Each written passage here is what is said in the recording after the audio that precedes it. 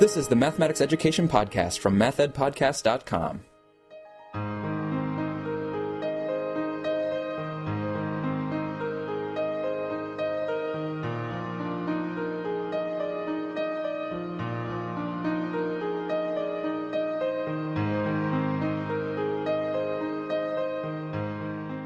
Welcome to the Math Ed Podcast. My name is Sam Otten from the University of Missouri, and today I am very thrilled to have with me Dr. Tom Carpenter, who's a professor emeritus from the School of Education at the University of Wisconsin-Madison, and really one of the preeminent figures in math education, and somebody who I read a lot of when I was in grad school, and he partially defined what it means to do math education research in my mind because of that reading.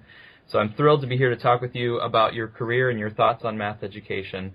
So thanks for being here, Dr. Carpenter. It's my pleasure. So I want to start back at the very beginning and where you even had the idea and the inspiration to go into mathematics education as a field, whether that be teaching or scholarship. Well, I first entered mathematics education as a high school teacher. I taught high school mathematics for 4 years, taught in an inner city school. I was teaching at a predominantly African-American school, starting in the We Shall Overcome days and ending up in the Black Power days. And so it was an interesting experience that has stuck with me and sort of returned to it the last 10 or 15 years, working at the University of Mathematics Education Center. And as you were teaching, what was it that pulled you then into higher education with math education? Well, back in those days, that was back in the old new math days. And one of the things they had is that they had National Science Foundation academic year scholarships. And so I went to an academic year scholarship to get a master's degree in mathematics. And then from there was a federally funded fellowship program at the University of Wisconsin for a PhD. And I went on to that. When I first started, I wasn't quite sure whether I wanted to be in mathematics education or in mathematics. But clearly, I made the choice for mathematics education. So what was that like in your doctoral studies? Who were you working with there? And just what were some of your experiences when you were basically deciding that math education was going to be this field for you and you were going to go into this higher ed and academia? Tom Romberg was my advisor, and I got very intrigued with the studying children's mathematical thinking. This was the heyday of Piaget. If you recall, this was 1968 through 1971. Piaget sort of defined the study of children's thinking, and the work seemed to have some real implications for how you thought about elementary mathematics. And Tom Romberg was working on an elementary mathematics program, developing mathematical processes at that time. So there was access to children to study and so forth. And that's what kind of led me in that direction. It was an interesting time. We had an interesting group of people there, real community that I've maintained contact with ever since. People like Doug Grouse, Mary Lindquist, Doug McLeod, who I've worked with and stayed in touch with. Yeah, and a group that into the 70s really started to, I would say, kind of found the modern math education field. Did you have the sense with that group that you were kind of at the front end of what would become its own sort of subdiscipline? No, it's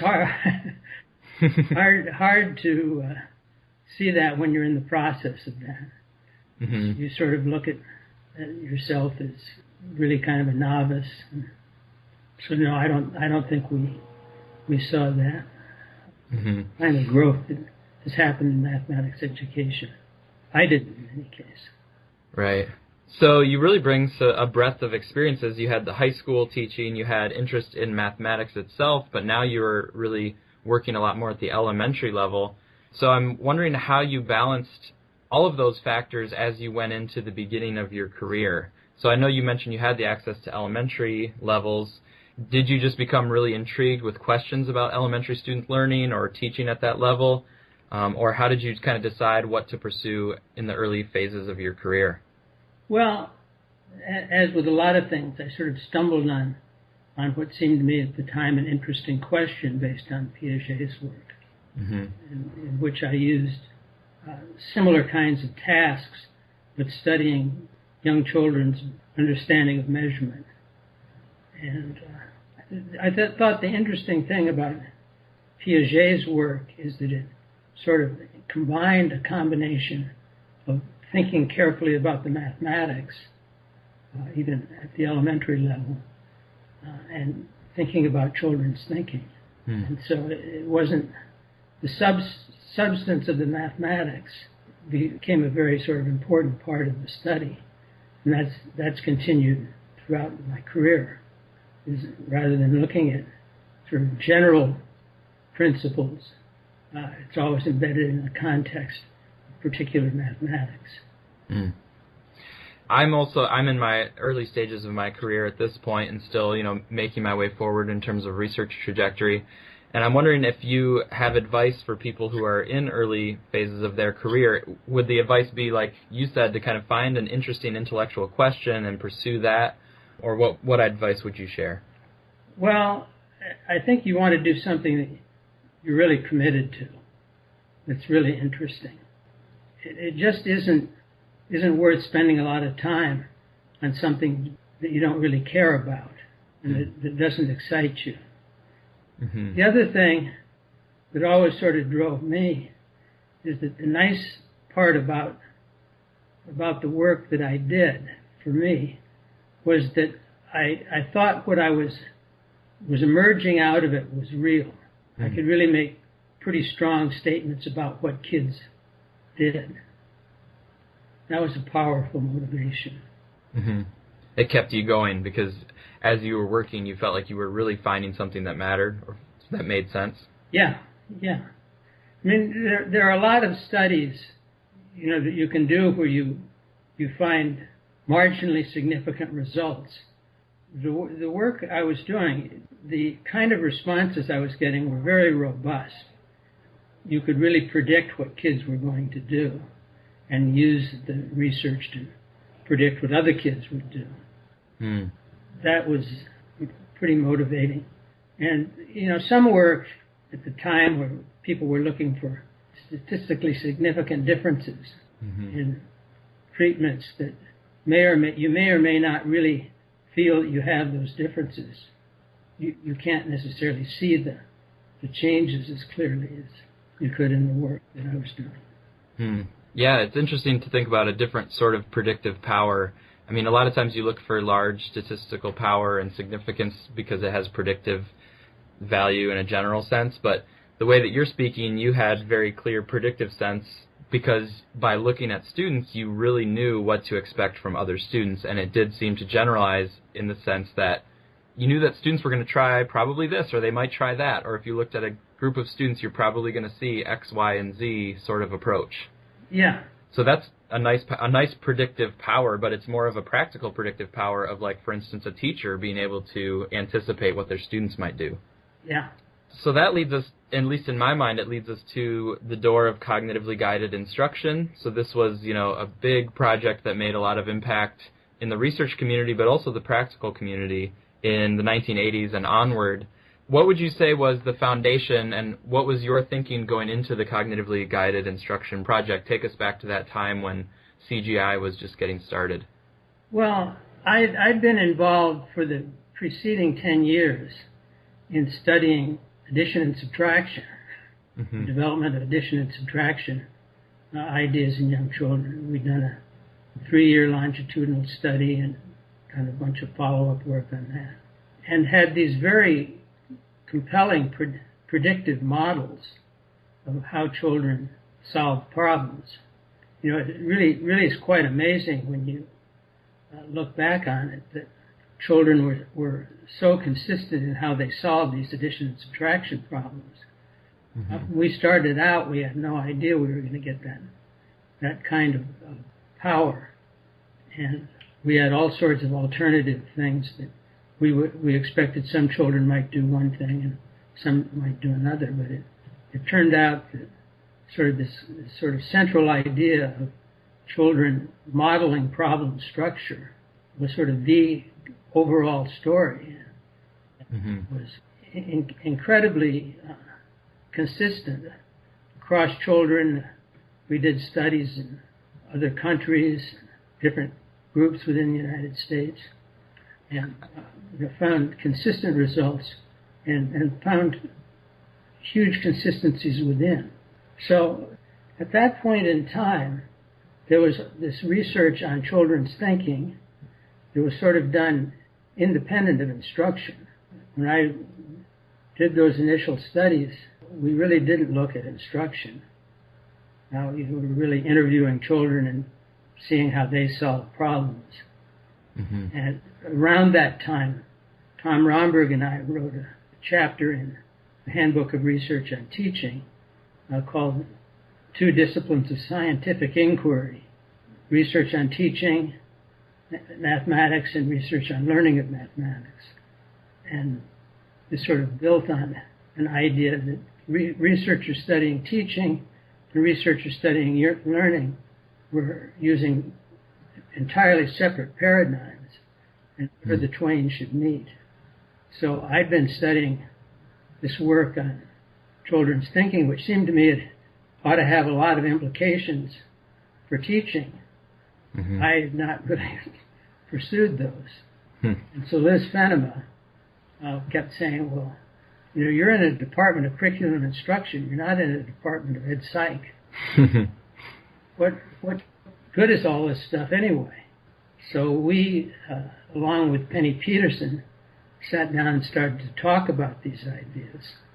It seemed to me that given the sort of the power of prediction of what children were doing and the fact that children were doing incredible things, seemed much more advanced than many of the things that were covered in the curriculum, that it should have some implications. So when we started CGI, that was sort of the idea, to try and blend this research on teaching and research on learning and see what we could do to see how teachers would use this knowledge. We didn't know how they would use it. Sort of the question is, well, if we're going to find out what the implications of this are, let's share this knowledge with teachers and let's see what they do if they have this knowledge. I think there's some ideas about empowerment that are parallel with the students and then with the teachers. So with the students, you give them these problems and you see how they approach them, and then people can be impressed and surprised that students could be pretty creative and they could use the structure of the problem to solve mathematical situations that they hadn't explicitly been taught how to solve. That's where you were saying, like, students were able to do things beyond the curriculum, because if you give them the problem and give them a context, they can work through it. And then when you see what they do, it's very powerful. Then with the teachers, you can share with the teachers this framework for how students approach problems and how they can solve different types of problems in the elementary grades. And now you can watch the teachers and see what they do with that knowledge. How do the teachers bring it into the classroom? How does it change their awareness or their thinking about their expectations for students?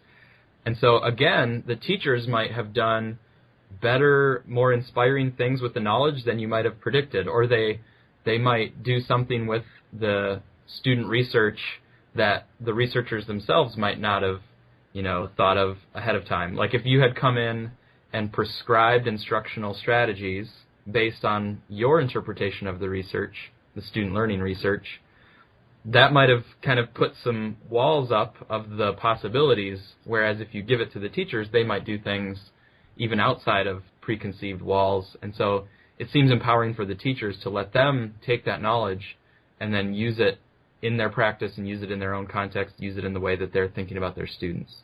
Yeah, very much the case. If we had tried to tell teachers how they should use this knowledge, we would have been entirely off base and seen something entirely different. One of the things about the characteristics of the knowledge that we shared with them is that it's incredibly robust, that you give kids these problems and they do exactly what we predict them to do. They don't all solve them the same way, but they're bounded in particular ways, and you really have a good idea what's going to happen. This first study we did, one of the things we told the teachers about these problems and showed them videotapes of kids solving them, and got them to understand how kids would solve them, or how we had seen kids solve them. Mm-hmm. And then we gave the teachers, and these are experienced teachers, some of them have been teaching for 30 years more, and we then asked the teachers to go out and interview kids. And these experienced teachers were incredibly nervous about going and interviewing individual kids. Really, really kind of amusing. But they went out and interviewed the kids, and that just was sort of night and day. They came back just incredibly enthusiastic and said, "My gosh, those kids do it when I ask those questions too." I'm not sure that any knowledge about children's would necessarily have the same power. The fact that the predictability of the framework had a huge effect. And I think what you were looking at is very relevant to the teacher's life too. I mean, the operations and the way that students approach problems is very central to the daily teaching of the elementary teachers, I would imagine. And so when they're doing it, they probably are, part of the reason they're very excited is because they can see that this is really going to matter for their day-to-day teaching. Yeah. But the other thing, sort of back to a point that you raised, empowering the teachers to make their own decisions. We didn't have a clear vision about exactly how teachers might use this. There's been sort of a, quote, typical CGI classroom has emerged where teachers pose problems and give children opportunity to solve them in a variety of ways and share results with one another. But, there are a whole bunch of issues. We're dealing with word problems for children. And these are first grade children that we started with who have, at best, limited reading ability. And so sort of how are you going to get around that problem? And the teachers had no trouble with that. They figured that out and were able to read the problems to the kids and solve them. We also weren't sure to what degree teachers might provide more direct instruction to the kids about things, or use the CGI framework to group kids. And it turned out that wasn't where the teachers went, and it was very interesting. My guest is Tom Carpenter, an NCTM Lifetime Achievement Award winner, and we're talking about his work on CGI. Having the luxury of hindsight, I wanted to also ask you about what you saw as the lasting impacts of CGI, the decades after the main work of CGI, where you saw it going, and what influence you saw it have ripple through the field of math education. Well, I don't know if I'm the best one to judge that. You like to see things have an effect. One of the interesting things, as I indicated, the original CGI work was really a work on trying to find out how teachers would use this knowledge. And we had to share the knowledge with teachers, so we had set up a professional development program for the study, but we had no real anticipation that this would become a professional development program that we would follow through with. And in fact, some of the teachers in our original cohort were the ones who really started to move this out and expand it, and they became leaders of CGI professional development. And another way that it expanded is some people took it forward in the curriculum toward later grade levels, so getting into early algebra and trying to build on research of students' thinking to understand how students approach early algebra concepts, and then do a CGI similar type of model of trying to share that information with teachers. So was that another avenue in which it sort of rippled forward? Yeah. But I think one of the things is that we had a number of graduate students as part of the program. They would go out and continue to work in their communities and create new communities in which it would work. People like Randy Phillip, Megan Franke, Susan Empson, Vicki Jacobs, and I'm forgetting a lot of others. But so it sort of expanded out from there. And we did try and talk about the ideas.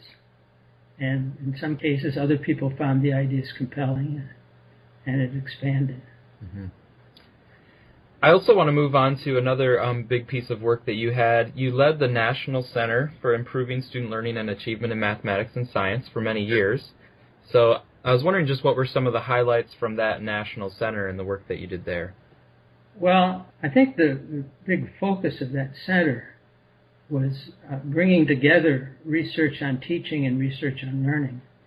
I commented earlier that at the beginning of my career and for the first 10 years or so of it, research on teaching and research on learning were pretty much separate, and they had quite different models. A lot of the research on teaching was pretty much a behavioral model. It looked at ways of trying to engage teachers in using certain behaviors, use sort of standard achievement measures. Didn't really get into the kind of changes we were looking at in children's thinking. And so a big part of the center was to try and bring those ideas together. And most of the participants in the center were concurrently studying mathematical thinking and instruction. Mm-hmm. And you mentioned at the beginning of the interview about your career sort of being bookended by attention to diversity, and you started teaching in an urban setting with a lot of African American students. And at the end of your career, you were the director of the DIME Center, which is Diversity in Mathematics Education, Center for Learning and Teaching. So again, we have learning and teaching together, so I think that's a clear thread that you've had throughout your work. But the DIME Center, you took a specific focus on diversity, and so what are some of your main ideas and main experiences from the DIME Center that you want to share with us? Well, that was a very interesting thing, is that I had been committed to issues of equity and social justice throughout my career. And some of the studies we had done in the original CGI work, and even in the back when we were studying individual children, addressed issues of equity and social justice. But the DIME Center made it the central theme, the students in the DIME Center. So I wound up directing dissertations in fields that diverged quite a bit from the work that I had initially been doing, that looked directly at issues of social justice and equity as the sort of central theme. And the work of that center was recognized by AURA Division G with the Henry Truba Award for transforming social context. So I think it is great to take those issues and put them at the center of the work, and also to expand out beyond math education and to really look at some interdisciplinary work taking on those issues. Yeah, we did a lot the same thing with the Diversity Center in giving a lot of latitude to the participants in the center, the graduate students who came and really were able to create a community in which they took the lead. Yeah, I think that's nice. I mean, I think you have some good examples of the model of how research can work on problems of practice, but do it in a way that's not really ivory tower. Do it in a way that's more, the research community has some ideas to share, but the practitioners really have the expertise on the ground. And so let's draw on each other's strengths rather than a one-way pipeline of the research community trying to just send down some behavioral prescriptions to the practitioners. Yeah, I think that's very much the case. Well articulated. Thank you. So while I have you here, I do want to pick your brain a little bit about where things are going in the future. So do you have any suggestions or recommendations for the mathematics education community about where our research priorities should be into the next 5 years or the next 10 years? Do you have any sort of directions that you would point us toward? Well, I think the biggest problems confronting education in general are the issues of equity and social justice.